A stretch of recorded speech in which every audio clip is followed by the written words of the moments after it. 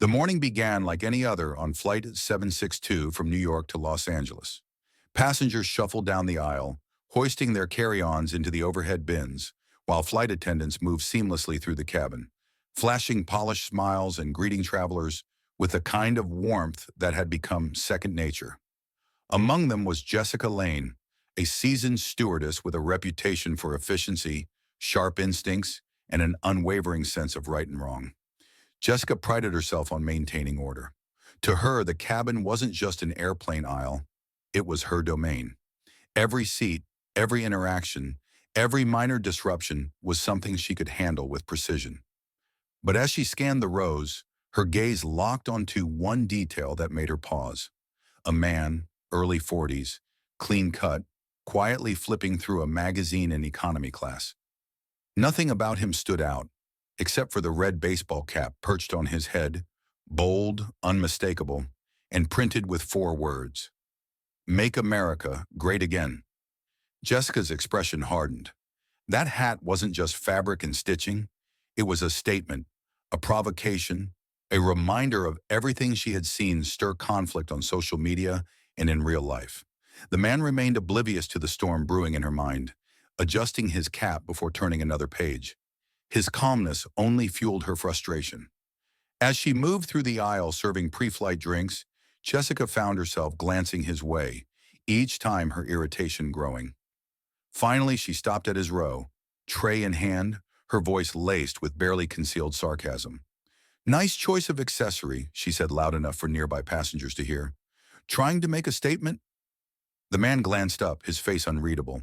He offered a polite but distant smile. "It's just a hat," he replied, then returned to his magazine. Jessica's jaw tightened. Just a hat? Was he serious? This was far from over. "Is this video interesting enough to share? If yes, send it to a friend now." Jessica's lips pressed into a thin line. Just a hat, as if it were that simple. She turned briskly, forcing herself to focus on her duties. But as she moved through the cabin, the words echoed in her mind, fueling a simmering frustration she couldn't ignore. It wasn't about the hat itself, it was what it represented, the conversations it sparked, the division it symbolized. She had seen it before, the way people wore it like a badge, daring someone to challenge them. And now here he was, sitting calmly at 30,000 feet, making a statement in the middle of her flight. Back in the galley, she exhaled sharply, venting to her colleagues as she stacked used drink trays. "Can you believe this guy? Sitting there like he owns the place, parading around in that hat like it's nothing?" Her voice carried more force than she intended, but she didn't care. Rachel, a senior flight attendant with more than 15 years of experience, glanced up from restocking napkins. "Jessica, it's just a passenger. Let it go." "It's not just a passenger. That hat is offensive. We have rules about disruptive behavior, don't we?" Rachel sighed. "Disruptive behavior means someone's actually causing a problem. He's sitting there reading a magazine." "Let it go." Jessica scoffed. "So we just ignore it? Act like it's fine?" "Unless he's harassing someone, yes." But Jessica wasn't convinced. She turned back toward the cabin, her heels clicking sharply against the floor. The man was still there, still relaxed, still oblivious, or maybe just indifferent to the tension he was creating. Passengers around him had noticed, some exchanging quick glances, others looking away. She felt it, the unease, the silent discomfort no one wanted to voice. She stopped at his row again, her arms crossed. "Sir, your hat is making other passengers uncomfortable. I'm going to have to ask you to remove it." The man slowly closed his magazine, looking up at her with an expression that remained calm but firm. "Thank you for your concern," he said evenly, "but I'll keep it on." Jessica's fingers tightened around her tray. "I'm afraid I'll have to inform you that this violates our policy. Either you remove the hat or you'll need to deplane." A ripple of murmurs spread through the cabin. Passengers exchanged wide-eyed glances, their whispers filling the air. The man didn't argue. Without a word, he stood up, collected his belongings with deliberate calm, and made his way toward the exit. Jessica watched him go, her heart pounding, adrenaline still coursing through her veins. This was the right thing to do. She had upheld the values she believed in. She had ensured a safe, comfortable environment for everyone else on board. But as the plane doors closed and the engines roared to life, something about it gnawed at her. The way he had walked away without resistance, without anger. It wasn't a victory, not really. It didn't feel like one. Still, she shook off the doubt. She had done the right thing, hadn't she? As the plane taxied toward the runway, Jessica forced herself to focus. She had done what was necessary. The flight could proceed without tension, without silent hostility brewing in the rows behind her. Still, as she moved through the cabin, she couldn't shake a strange, hollow feeling. Passengers avoided her gaze, some staring at their screens, others glancing quickly before looking away. A few whispered among themselves, their voices hushed but unmistakably about her. In the galley, Rachel leaned against the counter, arms crossed. "That was unnecessary," she said, her tone measured but firm. Jessica bristled. "I was enforcing airline policy," Rachel sighed. "No, you were enforcing your feelings. He wasn't causing a scene." "You were." Jessica opened her mouth to argue, but Rachel shook her head. "Just get through the flight," she said, turning back to organize the meal trays. Jessica let out a breath and straightened her shoulders. She was right. The man had no place on this flight. If anything, she had done the airline a favor by removing a potential source of conflict before it escalated. Yet as the hours passed and she went about her duties, a quiet unease settled over her. The way he had walked off without a word, without protest. That was what lingered. It wasn't anger, it wasn't frustration, it was something else. The plane finally touched down in Los Angeles, and Jessica stood tall, watching as passengers gathered their belongings and made their way toward the exit. She told herself she had won, but as she stepped onto the jet bridge, adjusting her uniform and preparing to head to her next flight, she froze. Standing at the gate, his arms crossed, his expression unreadable, was Daniel Carter, the airline's chief operating officer. Her breath caught. The COO rarely met flights in person. Something was wrong. Jessica forced a polite smile. "Mr. Carter, we need to talk," he said, his voice flat, cutting off any attempt at small talk. "Now." A few passengers glanced their way, sensing the tension, but no one dared say a word. Jessica felt her stomach tighten. She nodded and followed him through the terminal, her polished heels clicking against the tile floor. The further they walked, the heavier the air around her became. Finally, they reached a small, windowless office tucked away from the busy airport crowds. Daniel gestured for her to sit. Jessica complied, her confidence beginning to waver. He dropped a stack of papers onto the desk, the sound making her flinch. "Do you have any idea who you removed from that flight?" Jessica sat up straighter, keeping her tone even. "A disruptive passenger wearing inappropriate attire."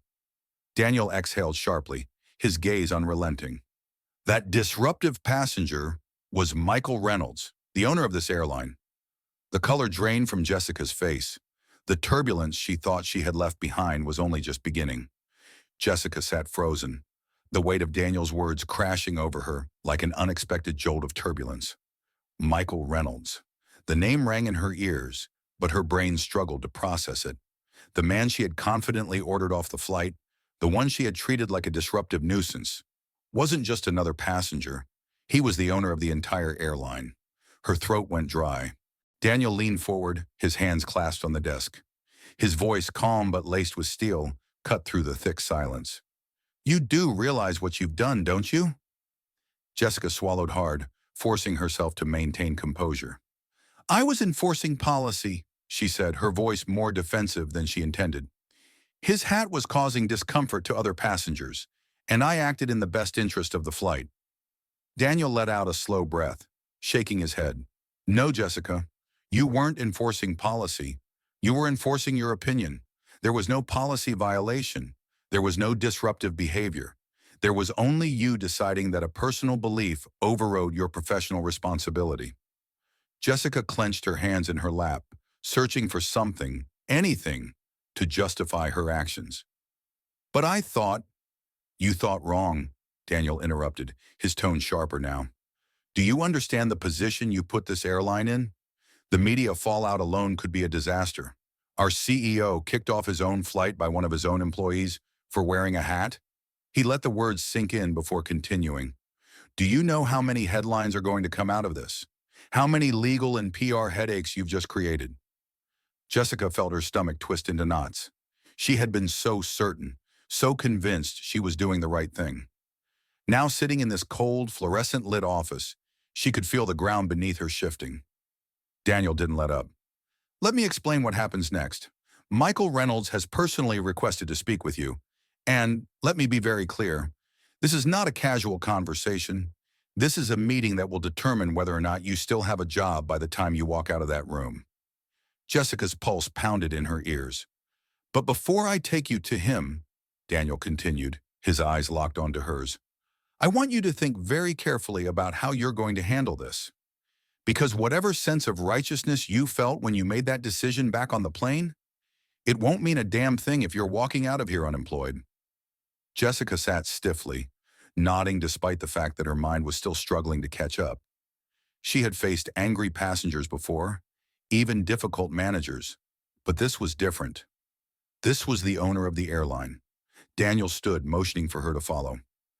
Let's go, he said, his tone final. As she rose from her chair and stepped into the hallway, the reality of what she had done settled over her like a crushing weight. This wasn't just about one decision. It was about everything that came next. For the first time, Jessica wasn't sure if she was ready to face it. Jessica stepped into the sleek, glass-walled office on the top floor of the airline's headquarters, her heart hammering in her chest.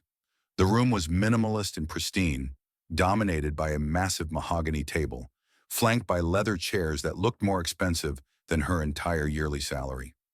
At the far end, Michael Reynolds, the man she had confidently kicked off her flight just hours ago, sat in an imposing black chair. Gone was the relaxed traveler flipping through a magazine.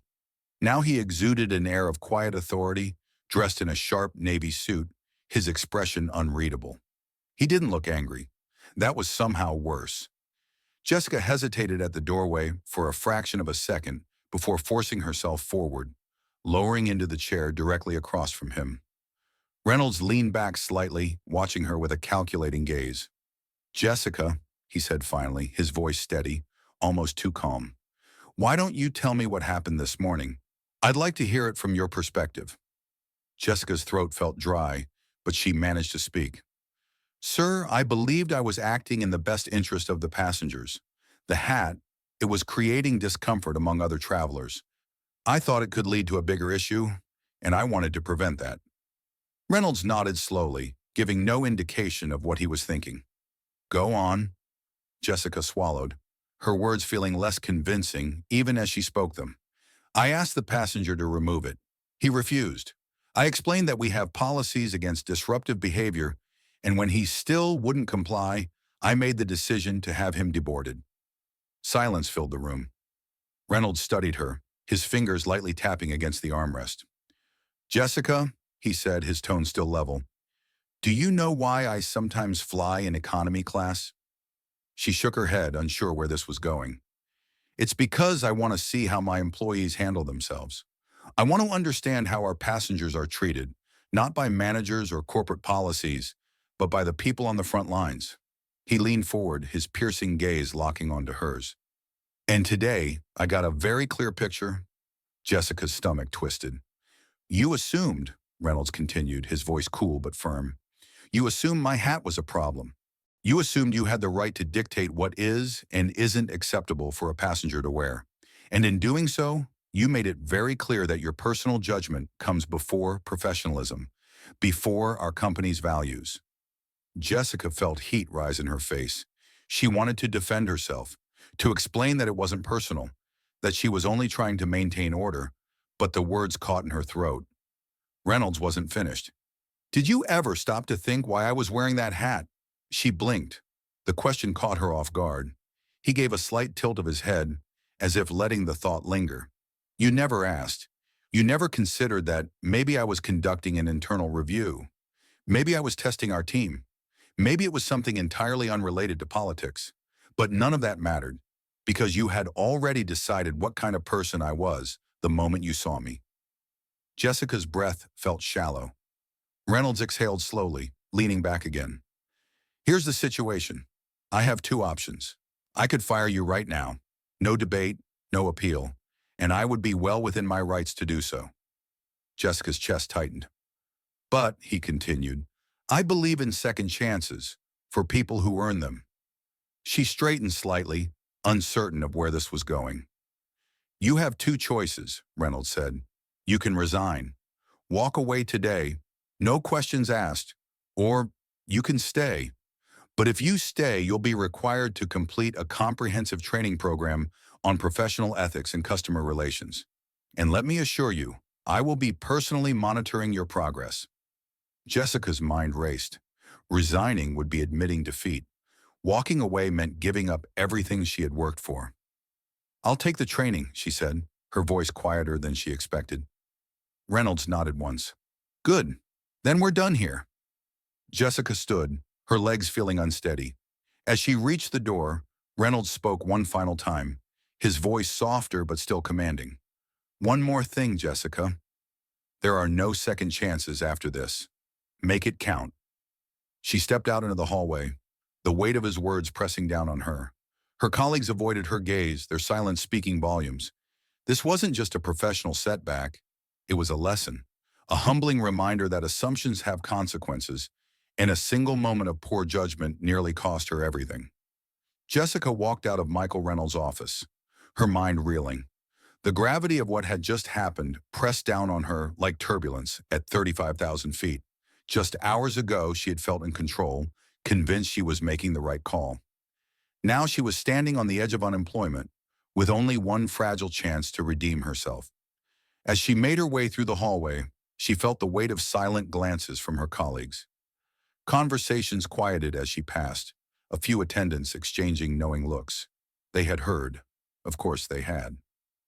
News like this traveled fast. Back in the crew lounge, Jessica sank into a chair, her mind spinning. She had always been the one who knew the rules, the one who enforced order. But today she had been the one out of line.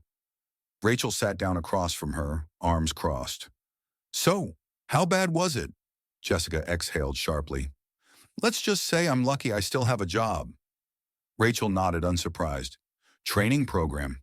Jessica nodded. Rachel leaned back. Could have been worse. Jessica frowned.